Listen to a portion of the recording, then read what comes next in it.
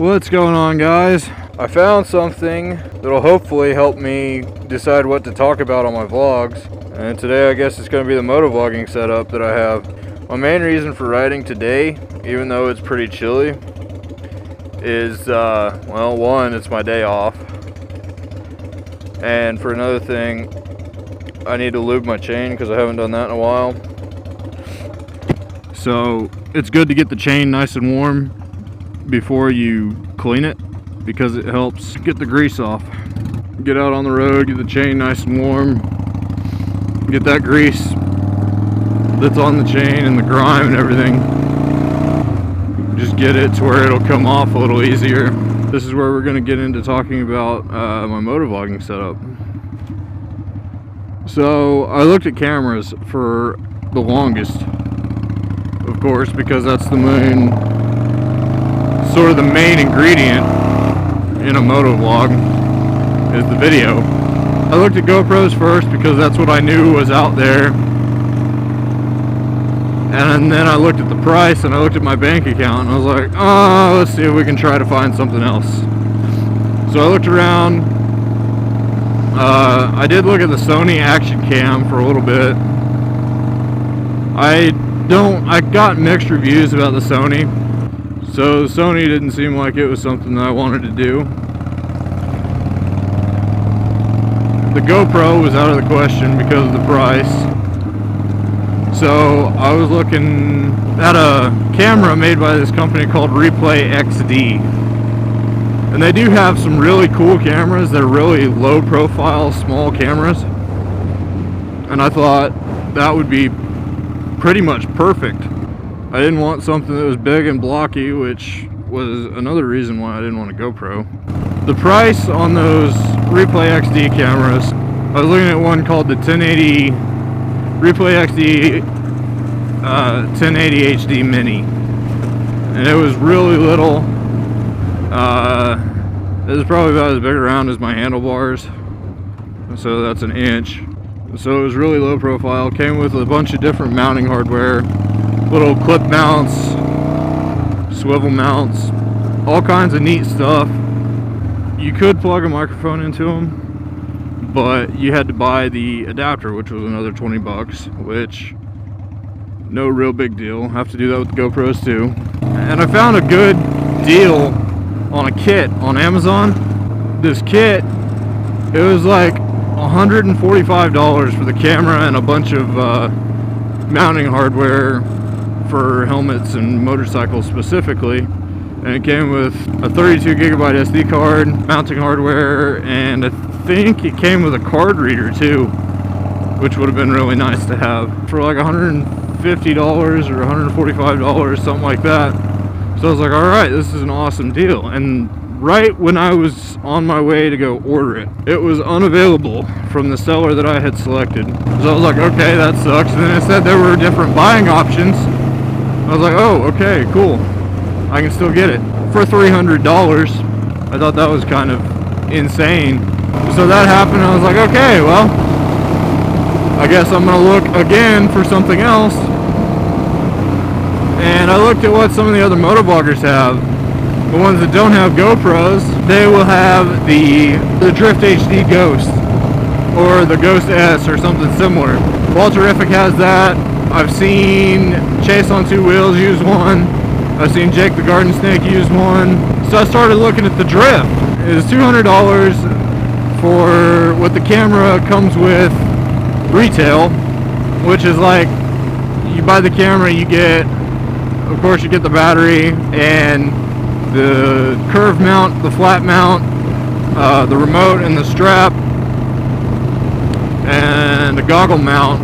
Oh, and it comes with the back that will allow the camera to be waterproof, even though I've heard some iffy things about the waterproofing. That's the camera that I'm using right now, and I'm pretty happy with it. It's really easy to use, easy to set up.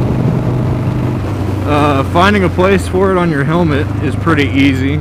I think it works real well right there. I don't know how everyone feels about the angle and all that. The angle wasn't as hard to set up because another big key feature about this camera is that the lens swivels. So you can pretty well mount it anywhere you want and have a vertical picture.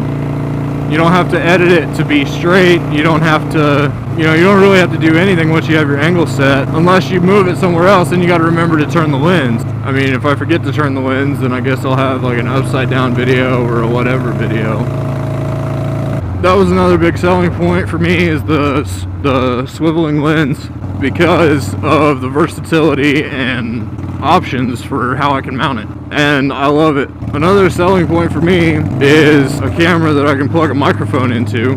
Most of them have that option, it seems. I'm not sure what the option was for the Sony, but the GoPro uses the adapter, the HD or the XD 1080 Mini uses the adapter, but this one has just a straight 3.5 millimeter jack, and I bought just some little cheap microphones off Amazon. There were 3 microphones that ended up being like $6 or something like that.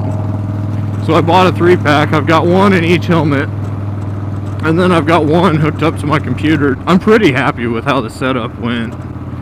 I got a lot of my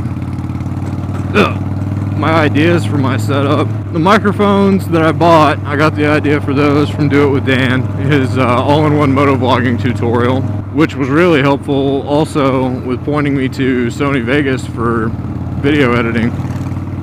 And then my microphone placement, where I have it right now, is I have it underneath the cheek pad in my helmet, because where it was taped to the jaw bar, it still got a lot of wind noise, and I think it was too close to my mouth because it clipped really bad when I talked, especially when I was on the highway and I was kind of yelling. The microphone cable, I ran it up around the inside of my helmet between the IPS or whatever the foam shit's called. I got it stuck between that and the helmet liner.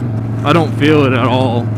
I did have it coiled up and stuck in one of the speaker pockets on my helmet, but I could feel that pushing against my ear and I didn't like it. Sony Vegas 13 for video editing, which I don't know a whole lot about how to use it yet, as you can tell by how lightly my videos are edited. I pretty much just trim them down and that's all I do, because I don't know how to do anything else yet. That's pretty much it, unless you want to count the bike as part of my motovlogging setup. Screw it, we'll talk about it anyway. This is a 2006 Honda Shadow VLX 600 Deluxe, meaning obviously it is a 600cc.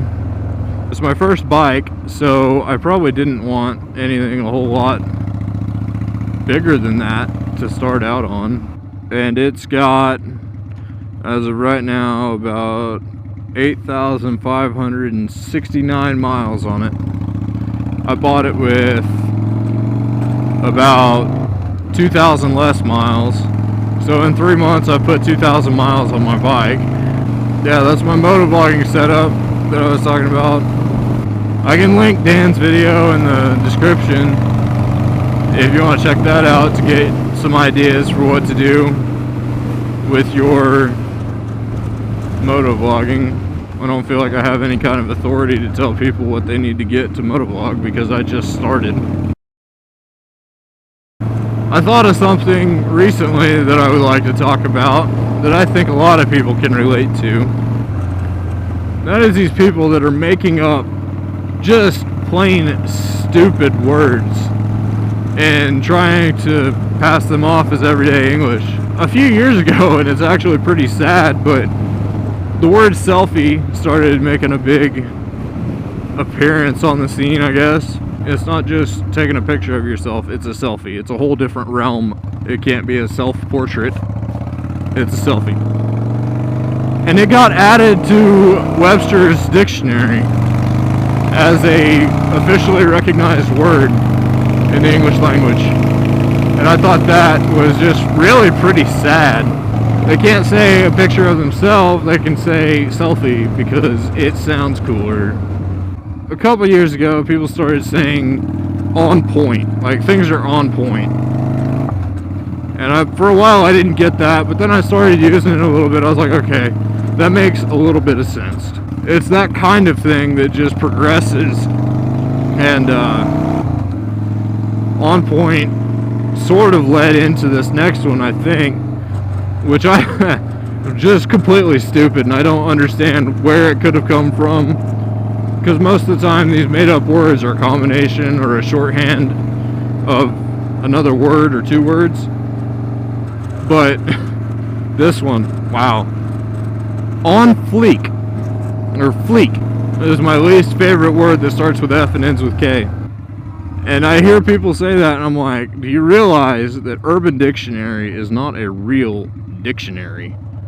But like, I'll bring it up to somebody, I'll be like, that's one word I don't understand, it's fleek. And they're like, you don't understand fleek? And I'm like, no, I don't. And they're like, well, it means, and I'm like, no, it doesn't mean anything. It's not a fucking word, it doesn't have a fucking meaning. I mean, I understand what context it's used in, what it's supposed to stand for, I guess, but it doesn't have a meaning. It's not a word. It's all made up by kids anyway, but kids want to be cool coming up with these words, and then people start using them, and then it just fuels the fire. Fleek. It doesn't even resemble two words that could have accidentally had a baby or something. It's just a sound.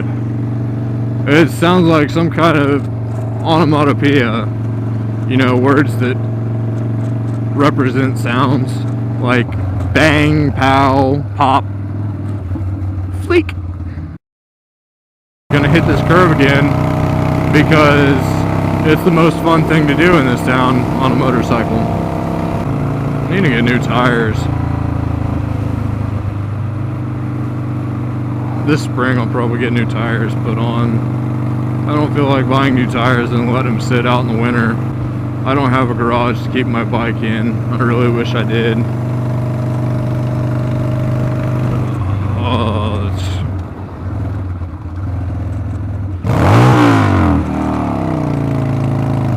I skidded on that one. Speaking of new tires, good grief.